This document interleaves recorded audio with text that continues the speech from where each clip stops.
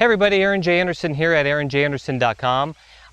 Right now I'm in the middle of the jungle in Puerto Rico, and there's like tons of mosquitoes here. I do have off on, and it's like really humid. I mean, it's like you'd have to come here and experience how humid it is. So hopefully I don't look too sweaty and gross. But on my way home today, I thought I would do some tests of the lens I have, and I'm using right now the Panasonic, what is it, the older version of the 14 to 140 millimeter at, what is it, 3.6, no, at 4.0, yeah, 4.0 and 5.6.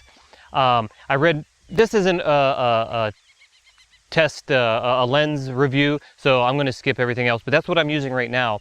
I just wanted to check out the depth of field on this lens to see, you know, what it's capable of doing.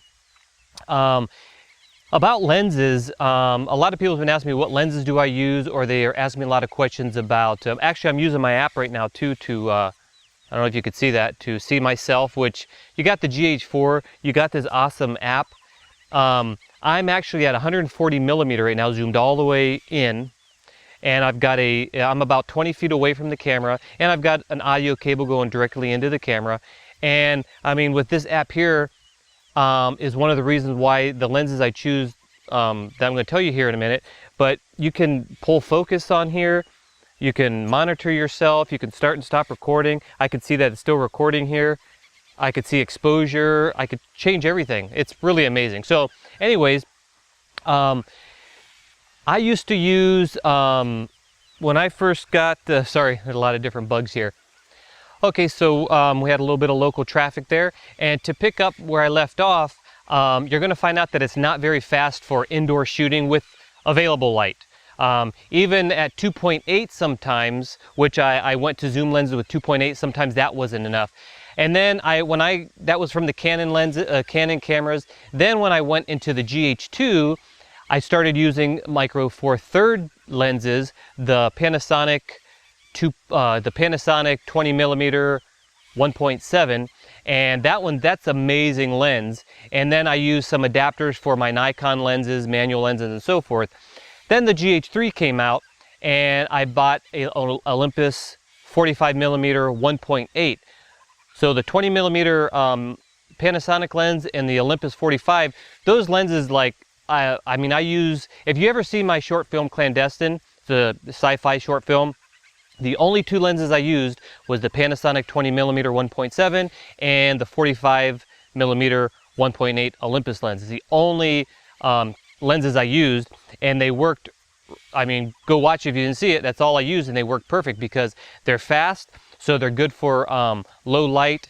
They're sharp, they're clean. I mean, I just love it. The other video I did, if you want to see just those two lenses being used on a GH3, that was NYC on the slowdown. That's the only two lenses I used, and the difference from Clandestine short film and NYC on a slowdown is there's more nighttime shots. So you could see for yourself using a GH3 with just those two lenses how much you can actually you know, capture with just those two lenses. But there's still one thing, and from going from zoom lenses to prime lenses, because I wanted the faster lenses, the problem I had was I did miss some of the zoom lenses for certain, just run and gun. You know, it's so easy to zoom in and zoom out and stuff like that. And using those two lenses I just told you on Clandestine and NYC on a slowdown and many other of my videos, I really missed a zoom lens. And in Clandestine, one of the main things I wish I would have had was a lens with image stabilization in it, because there was some shots that I did in Clandestine, some action shots, and even just following an actor. There was a lot of, I was getting tired of filming all day, so I had a little micro jitters, but I didn't notice at the time. When I got home, those little micro jitters on a DSLR camera with rolling shutter is terrible, and I had to throw the footage away and reshoot it because I couldn't track it for some of the CG that we used. So what I'm doing now, what I just recently did was got myself a zoom lens, the Panasonic, I'm trying to remember all these numbers, the 14 millimeter to 140 millimeter, which is a huge zoom range. I mean, that's like a whole bunch of lenses in a small little, lens like that. And it's, it's 4.0 to 5.6. It's not that fast, but that's what I would use my prime lenses for. This is mainly for outdoor shooting, where there's plenty of light. And usually when you're going to zoom in, you're probably going to be outside anyways, because at 140 millimeter, I'm 20 feet away and I'm at a medium shot.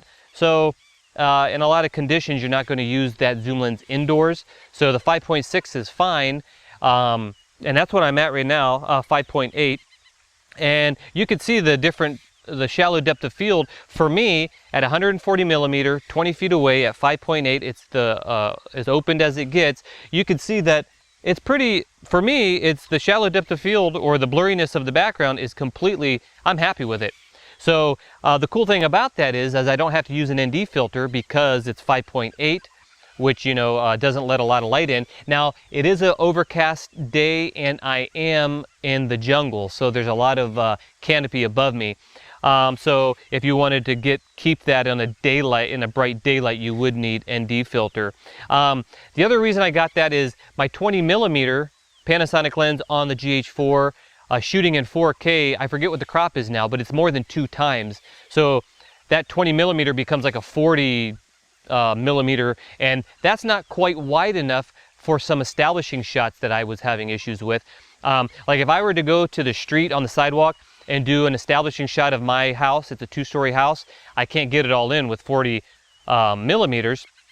So being that this is 14, which is a, I don't know, do the math, 20-ish something lens, that gives me the opportunity to do wider establishing shots, wider scenic shots, and stuff like that. So I don't know if this helped you out or whatever, but the 3 lenses that I'm using now is the Panasonic 20 millimeter 1.7 and the Olympus 42 millimeter 1.8 for all low light situations, and now the 14 millimeter to 140 millimeter lens, which I think those 3 lenses, being that I've used only the other 2 for a lot of projects and now adding this, I think those are really a nice setup to have. So if you have a GH4 or even a GH3 or any Micro Four Thirds lens, I guess, those lenses are really good.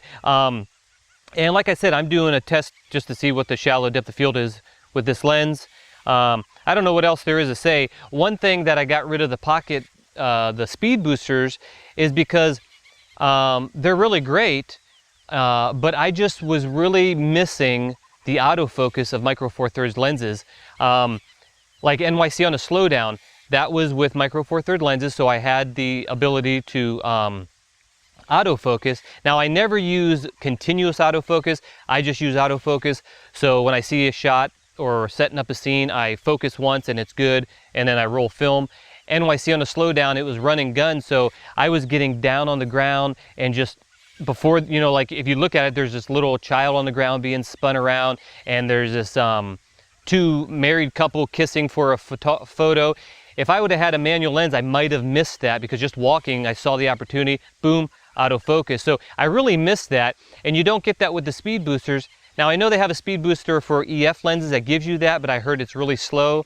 And you can't use manual lenses with this app like I'm doing now. I mean, I set it up, I walked over here, I framed my shot, and I set focus on my face. I mean, you just can't get that with manual lenses. So there you go.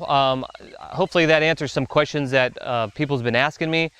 Those are the 3 lenses I used. I know I'm going to forget to say something I should here, but maybe down in the description I'll type out something else that I might have forgotten to talk about. Also, if you go to my website, all my videos that I do, I usually post up links or still images or whatever. And maybe I'll add some other tests with this, comparing other lenses later in the future. But anyways, that's about it. My name is Aaron J. Anderson. Check me out on Facebook and Twitter and YouTube and Vimeo, and we'll talk to you later. Okay, it's me again. I thought before I left, I thought I would throw up my Olympus 42 millimeter 1.8, but right now I am on 5.6. Just to give you an idea of the same 5.6, the other lens before this, the zoom lens, was at 140 millimeter at 5.8. This one is at 42 millimeter at 5.6, so it's really close. But you can see the difference of the of zooming into 140, how much blurrier the background gets, of course. I am closer to the camera now, which is only, I'm only like, what, 5 feet from the camera.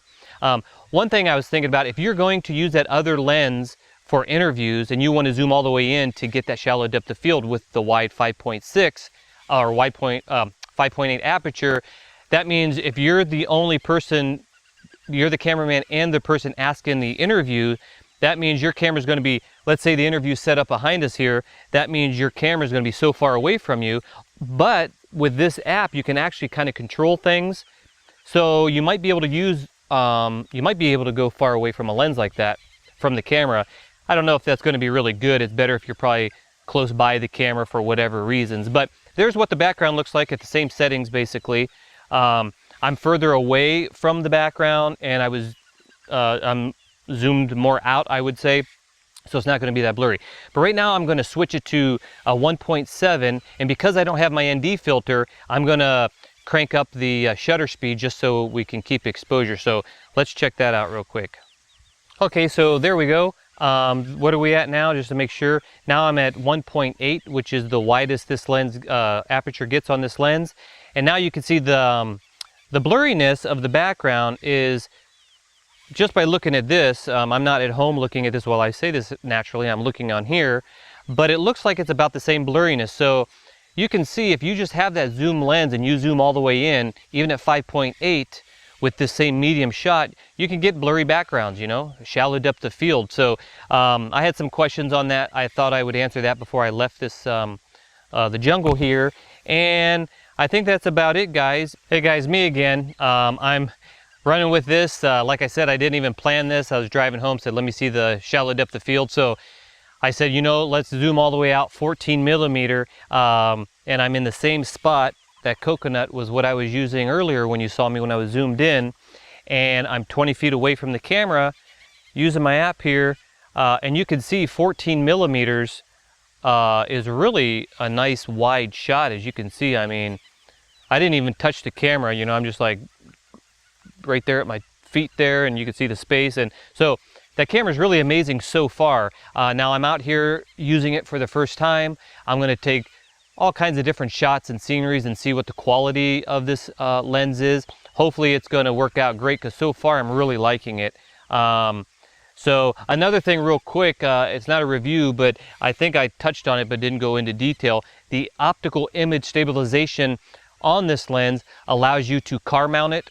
So when you're driving, you hit a bump, you don't get all that micro jitter, rolling shutter jitter, which is really bad. Is another reason why I wanted optical image stabilization. And you can zoom out to 14 millimeter like this and follow your actor with image stabilization. So not only do you get a nice wide view to get closer to your subject, and anytime you have a wider focal length, you see less movement and jitter. So 14 millimeter is going to give you less jitter just based on that, and with the image optical image stabilization, you're going to get a real smooth follow camera type shots. And so I'll probably do some of those. So maybe I'll do a test with this lens and do a review on it. So stay tuned. We'll talk to you later. Bye-bye.